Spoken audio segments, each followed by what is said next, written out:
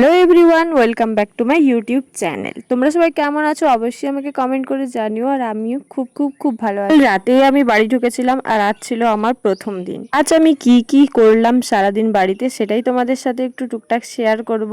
তোমরা ভিডিওটা শেষ পর্যন্ত অবশ্যই দেখো, আর ভালো লাগলে like, comment, share and subscribe করে দিও। সকাল সকাল বাধ্যমের মতো ঘুম থেকে উঠে পড়ে আমি এখন আমার বিছানাটা গুছিয়ে নিচ্ছিলাম। আমি না কাল রাতেই এসে ভেবে রেখেছিলাম সকালে কি করব বলতে বাড়িটা অনেক দিন ধরেই আমার রুমটা বা চারপাশটা অনেক অগোছালো হয়েছিল। যেহেতু আমি দুটা ছুটি নিয়ে আসি, তো সেরকমভাবেই ভিডিও বানানোর চক্করে আমার তেমন কিভাবে গোছানোই হয়ে ওঠে না রুমটা। আর মা তো সবসময় বলে যে তুই কদিনই বা থাকিস, যার জন্য রুমটা তোকে এত ভালোভাবে গোছাতে হবে, তুই ভালোভাবে গুছিয়ে দিয়ে যাবি আর তারপরে সব এলোমেলো হয়ে। সত্যি কথা বলতে মাটির বাড়ি থাকে, যাদের মাটির বাড়ি আছে তারা অবশ্যই বুঝতে পারবে এই জিনিসটা।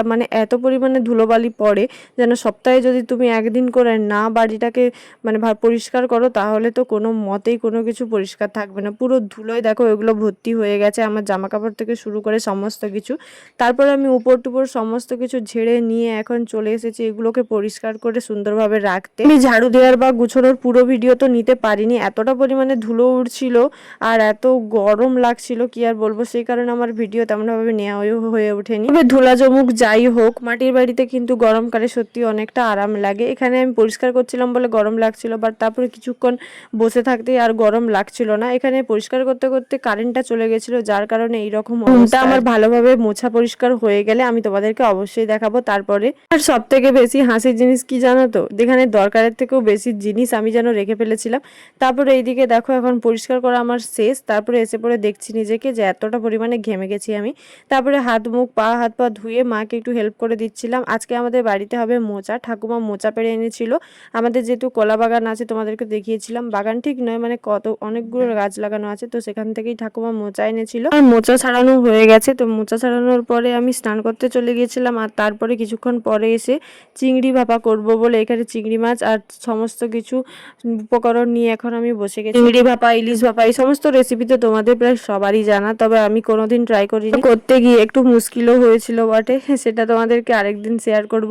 তো যাই হোক, এদিকে চিংড়ি ভাপার জন্য সমস্ত কিছু আমি উপকরণ এখন মিক্সড করে, রান্নাটা কিন্তু দারুণ হয়েছিল, সবাই শেষে বলেছিল। এখন আমি পরিমাণ মতো সমস্ত কিছু দিয়ে দিচ্ছি, হলুদ গুঁড়ো, লবণ, সর্ষে বাটা, তারপরে সমস্ত কিছু এখন মাখিয়ে নিচ্ছি। মা টমেটো আর পেঁয়াজও পেস্ট করে দিয়েছিল এখানে, তার সঙ্গে কিছুটা পেঁয়াজ তেল দিয়ে গরম করে দিয়েছিল, আর ওই গরম তেলটা দেবো লাস্টে।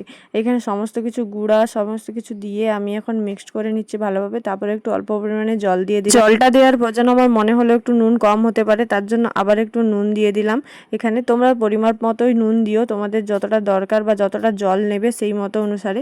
তারপরে এইখানে এখন আমি চিংড়ি মাছগুলো দিয়ে দিচ্ছি, তারপরে কৌটাটা লাগিয়ে এখন এটাতে গরম জলে বসিয়ে দিই। হ্যাঁ, প্রথমে কিছুটা তেল গরম করে পেঁয়াজ ভেজে নিয়েছিলাম, তো সেই গরম তেল আর পেঁয়াজ ভাজাটাই এখন মিক্সড করে দেবো এটার সাথে। এদিকে মা এখন ওই গরম তেল আর পেঁয়াজ এখন এইখানে দিয়ে দিল উপরে, তো সেটাকে আমি এখন আবার মিক্সড করে নিলাম। তারপর ওটা গরম জলে কড়াইতে বসিয়ে রেখেছিলাম ওই 15 থেকে 20 মিনিট মতো। তারপরে এখন হয়ে যাওয়ার পরে আমি যে নামিয়ে নিয়ে আমার থালাটা ভালোভাবে সাজাতে লেগে, তোমরা তো জানোই কলা পাতায় খেতে আমার কতটা ভালো লাগে, তো সেই মতো দেখো কলা পাতাটাকে আমি থালার সাইজে গোল করে কেটে নিয়েছি, আর এইভাবে মা সুন্দরভাবে সাজিয়ে দিল আমার থালাটা। এইদিকে দেখো চিংড়ি ভাপাটাও নামিয়ে নিয়েছি। আসলে এই চিংড়ি ভাপাটা করতে গিয়ে একটা কাণ্ড হয়ে গেছিল, যার কারণে আমাকে আবার ঘুরে চিংড়ি ভাপা বসাতে হয়েছিল। তো এইদিকে এখন মা চিংড়ি মাছও দিয়ে দিচ্ছে। থালাটা দেখো আমি কত সুন্দরভাবে সাজিয়েছি, আর এইভাবে সাজিয়ে গুছিয়ে খেতে কত সুন্দর লাগে। তাই আমি জানি না এটা দেখতে কেমন লাগছিল বা কেমন, কিন্তু খেতে সত্যি ভালো হয়েছিল অনেকটা। মিলিয়ে আজকে দুপুরের খাওয়াটা প্রায় জমে গেছিল।